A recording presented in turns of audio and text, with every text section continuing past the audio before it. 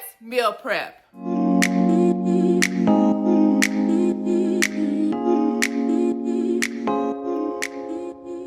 It's that like awkward time of year between like Christmas and New Year's where you're not really like doing anything and calories still don't kind of count, but you're in the back of your mind, you know New Year's is coming up and you probably should start to think about ways to like do better, but like you still have time not to. At least for me, I try to like eat as many bad things as possible before kind of going cold turkey at the beginning of the new year. It's probably not the best way to do things, but like here I am. I've decided to actually set myself up for success for the new year. I am going to actually do a batch meal prepping. I just bought a deep freezer. It's completely empty. But first, I'm having cake for breakfast. Why? Because it's December 28th. This is not buttercream. They gave me the wrong cake. This is not buttercream. This is whipped cream. This is going back to the store. I kid you not. I'm returning this cake. I asked the lady if it was buttercream. It says better cream. Better cream. I don't want better cream. I want buttercream. I am so upset. You know, I didn't need it. So it is the next day. I actually did not do any meal prep yesterday because we ended up having a bunch of storms and tornado watches all day. And when that happens, I sat down somewhere. And so the power even ended up going out a few times. So needless to say, we're starting fresh and anew today. So I actually need to harvest a few things for my recipe. So I'm taking y'all out with me while I do that. Got scissors ready. I'm gonna harvest a little bit of kale. I think this is one of the kale plants. I think a few of these will be enough. We'll see. If not, I'll go. I have these planted all around.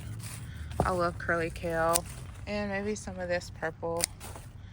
The dew on here makes it just look gorgeous. I think I'm gonna need more. And I don't want to take off too much on this plant.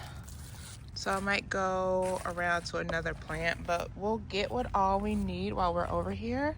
I can't even recognize what this is. Like every time it rains, my garden just explodes in growth. Like, look at this. I don't even know what this is. I think this is a cauliflower plant. I don't know. I'm just gonna let it be. I should probably pick some chard. I can make like a veggie hash or something. Like these leaves get humongous. Grab few leaves of that. I already have some kind of in the refrigerator that I haven't used. Oh gosh, look at my carrots. I actually have some carrots that I got from the store back from Thanksgiving that I need to use, but like these are looking fabulous. Peppers trying to hang in there but looking a little rough, but they are still putting out peppers. I think I actually will harvest some just to kind of give these plants a break from having the fruit on here. So we will harvest these. I think these are actually poblanos over here. So they got a bit of a kick. And once poblanos turn red, they actually become ancho peppers. The onions I planted, I really love the rain that we had. They are starting to take off. I only planted these like, it wasn't even a week ago. Ones I planted on Thanksgiving. Those mislabeled tomatoes still looking good. An eggplant. I literally just picked this clean. I can't with the eggplant. I don't want to see another eggplant. Oh, we need to get some spring onions.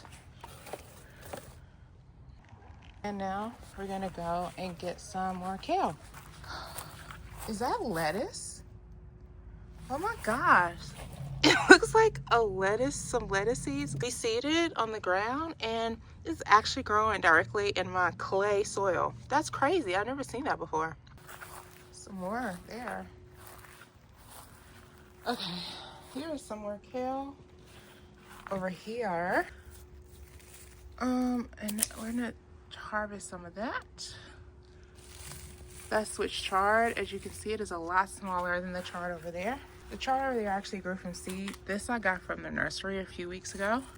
All of this I got from the nursery. You don't always have to plant things from seed. Sometimes I like supporting local nurseries. It's always a good backup too when I do start things from seed and they like fail. I think this is enough, right Ritz? I think that's enough for what we need to make.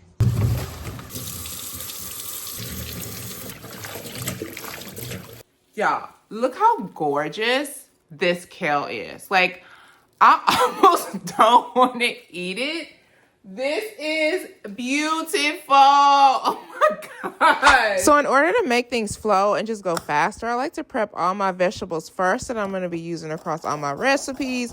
I have a few gadgets I like to use to help expedite this process. My absolute favorite is this rotary shredder thingy.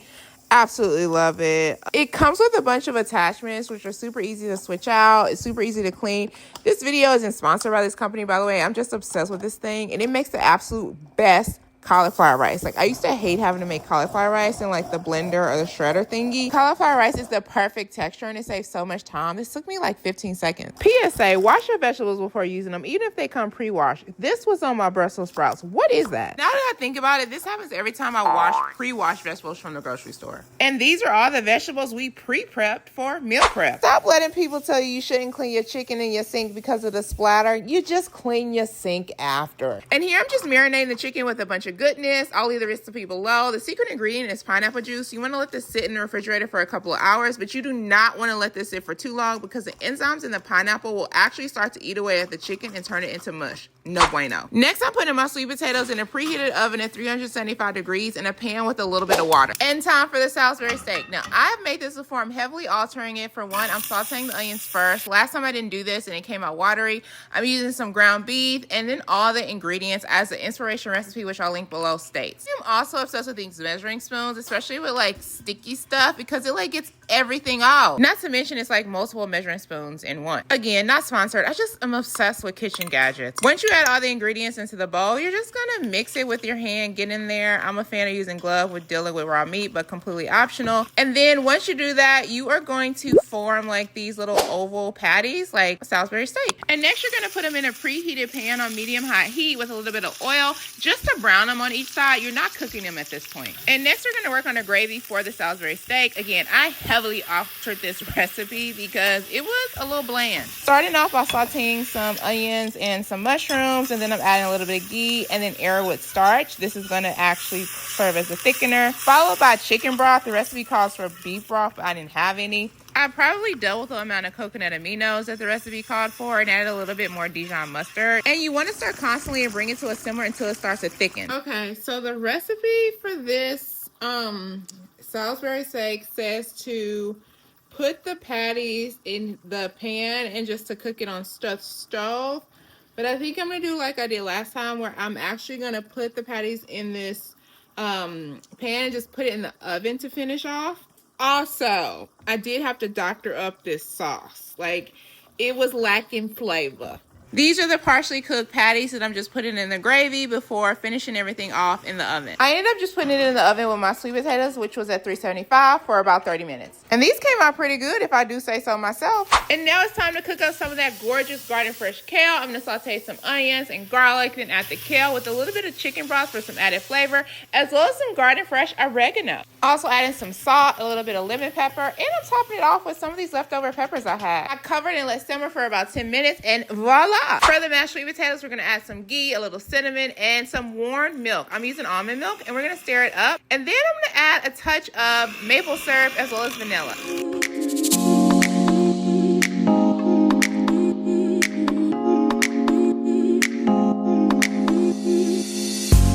Next, we're gonna take our marinated chicken and put it on a medium heat with a little bit of oil. The cook time will vary for you depending on the cut of meat as well as the size, but these chicken thighs took about 10 minutes on each side. You already know we're starting off these Brussels sprouts with garlic and onion. I ran out of chicken broth, but if I had it, I would use it instead of water. I let these cook uncovered for about 10 minutes, and then I added about a tablespoon of balsamic glaze and maple syrup. I cooked them for another 2 to 3 minutes and done.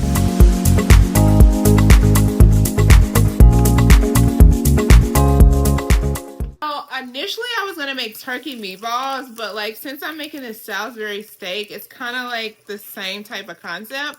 So since I have all these shredded vegetables and chopped vegetables, I decided to do like a ground turkey vegetable hash, and I'm not using any recipe. I'm going rogue, and so we're just gonna see what happens. It's gonna be a little bit of this, a little bit of that. I'm gonna see what sauces I have either in the refrigerator or in the pantry, and that's what it's gonna be.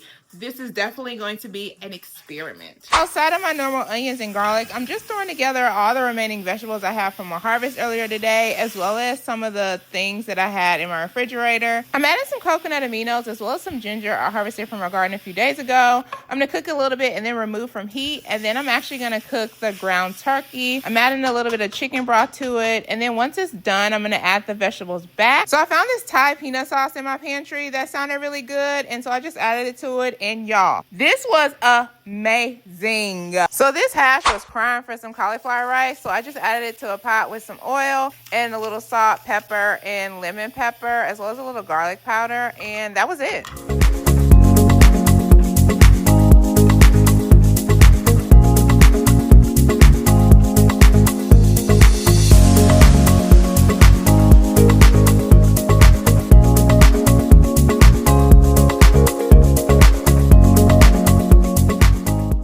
So I am exhausted. I have literally spent the entire day in the kitchen. Granted, I got distracted a few times. I am hot. It's hot in here. I know that my future self is going to be so grateful for me for doing this, but like, y'all, this was a lot. It's hard work trying to be healthy. A lot of the recipes, not to say a lot, all the recipes, if I use a recipe on it, I tweaked heavily. So I'm going to include the inspirational or the inspiration recipe for some of these meals, but know that I really kind of went rogue here. Y'all, that ground turkey hash is bomb. That is by far my favorite of everything that I made, and that's usually how it goes when it's like a little this, a little that. Everything's good, but that was like by far my favorite. I'm excited to eat that. And the Salisbury steak one, I heavily tweaked that, specifically the gravy, because it was a little bland as is. I'm exhausted. Tomorrow's actually my birthday, y'all, so I wanted to get this done before my birthday. But I am so proud of myself for doing this and knocking this out. I'm going to put all of this in the deep freezer. Also glad that I was able to incorporate some things from our garden. I hope to God y'all found this useful and it motivates you all to want to get up. My dogs are going crazy. Why? Every time. Ain't nothing out there. Hope to God you all found this useful. And at minimum, it motivates you to get up and just set yourself up for success to make better choices as it relates to what you put in your body. And if you haven't already, don't forget to like, subscribe, and hit that bell. And remember, even though all this isn't produce, it all starts with a seed.